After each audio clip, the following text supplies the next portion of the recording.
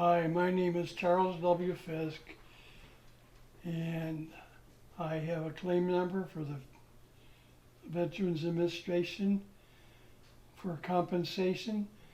My file number is 161-85652. Now, this is a DOB. Now, the reason I'm telling you that this whole thing has been wrong. The doctor that evaluated me the fact that I say that my problem comes from an automobile accident that happened in 1949 when I was in the military. This is not true. I don't claim that I've got degenerative rheumatoid arthritis from the accident. That doctor who evaluated me, she's so wrong. And speaking of her, she was very cold, and she was just cold and informed. She was just bad. She didn't like me. She talked to me curtly, like I was a prisoner, not a veteran. She was typing on the computer, and I could see what she was typing. And what she was typing was not the actual what happened. And I told her, I said, Dr. Silva, that is not the truth. And she ignored me. A few minutes later, she was typing something else that wasn't right. And I said, Dr. Silva, this is not right. She turned to me and gave me a starry-eyed stare, and she put her fingers to her lips and she said, shh, which tells me she said, shut up. Well, after that, there was nothing I could do. We went through the, whatever she called that, examination, verbal, and then we went into the physical examination. And I'll get to that in a few minutes. But first, I want to tell you about the accident. There was an accident that happened July 3rd, 1949, on the bridge between Washington State and Oregon. I was a passenger with a buddy of mine. We were hitchhiking. It was a coupe. He was driving too fast, and next thing I know, I could see the car coming in front of us, and he rear-ended it. Now, what happened then, I only can tell you because the paramedics still told me about it. We were ejected from the car. Next thing I know, I woke up in the emergency room in the Portland Hospital. I can't remember the name at the moment, but it's in file. They sewed me up, cleaned me up, and told me that I should go to the VA hospital, and my friend too, because we were not in good shape. Finally, I found out how to get to the VA hospital, and we took a bus. And by the time we got to the VA hospital, we walked in, my buddy collapsed, and I was right behind him. A day or so later, when I woke up, I found out that they were going to take tests. Well, I didn't know about the conclusion of the tests and what they evaluated me, because I never saw these papers until the Veteran Service Officer from the Disabled American Veterans got it, and I see it and I read it, and it tells me right here, and I'm not going to show it to you. It says that the recommendation that he be examined by the medical officer at a 1-month interval for 3 months, and at 3 months intervals thereafter for 1 year. Okay, and also the other one here, it says should have periodic checkups. Nobody told me that. I was due to be discharged, and nobody told me I should be having examinations. They discharged me, I have no idea. After I got discharged, it wasn't long before I started having severe, actually, neck and back pains, and they were really bad.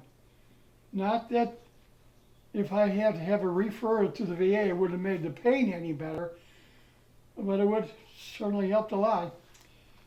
So I don't claim degenerative disease. I claim that from the time of when I was 20 years old in 1949 until the time, oh, let's go to 1965. I was young. I had no degenerative arthritis, but I had a lot of pain and suffering, and that's what I'm basing my claim on. Forget the RA. Talk to me about the 15 or 20 years from the accident and all the pain and suffering that I endured and my family endured trying to take care of me. All the chiropractors and doctors that I went to see to push and probe and got me walking again. There is my claim, and I have much more to say. I will tell you more when I see you personally. But let me go back to the doctor, Dr. DaSilva. I don't know where she's from. I don't know what language she was speaking, but I sure couldn't understand most of what she's saying.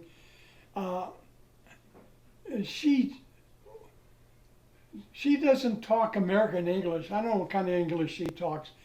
And she should certainly talk better. She graduated from Northwestern in Illinois, which is a good university, medical.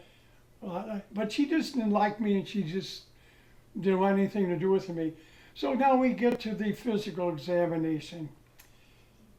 And my wife was there. She can tell you about this. Dr. Silva started pushing me and probing me, and she was hurting me. Then she got around to my right front too. By now she was really pushing and probing him. She was being very mean, hurting me. And she started with my right big toe, and she started wiggling it back and forth and up and down. And finally I told her, I said, "Doctor, please stop, that hurts." Well, she did stop. Then we went down to X-rays. I had 13 X-rays, and well, I got to say about the people in Fayetteville, everybody that I saw there was just wonderful. They take me for my service. They were accommodating, absolutely gorgeous, wonderful. Okay, then after the X-rays, they said we could go home. Well, we went home. My toe was hurting yet. The next day, I get a call from the APN at Fayetteville, and she said, "Mr. Fiske, do you have a problem with your right big toe?" "Oh, well, yeah." I said, "It hurts."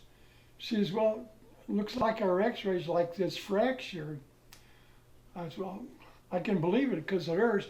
She says, "I'm going to contact the Mountain Home Clinic, VA clinic, and I want you to go down and have X-rays." So sure enough, she contacted them, and they contacted me. And the next day I went down and had X-rays. And sure enough, I had a fractured toe. I didn't have a fractured toe before Dr. Silva started probing me. So this can be proven that she's not a very good doctor, in my opinion. And I pulled her up on the computer, and there are 5 doctors in that computer evaluation. They all are about 5 stars. She's a little over 2. And everybody that is on there says she's not a very good doctor. She hurts, and she's... Anyway, this is the basis of my claim. Not that I have pain and suffering from rheumatoid arthritis due to the automobile accident. But the Army dropped the ball when they did not tell me that I should see a VA or give me a letter of referral. And so consequently, that's all I got to say. The only thing, I live on pain pills, and part of it is the back and neck pain, part of it is rheumatoid arthritis. And so I'm certainly happy that you're willing to talk to me, listen to me, and I'll probably see you face to face. And when you have any questions, I'll be glad to answer them. God bless you, and that concludes this. Thank you.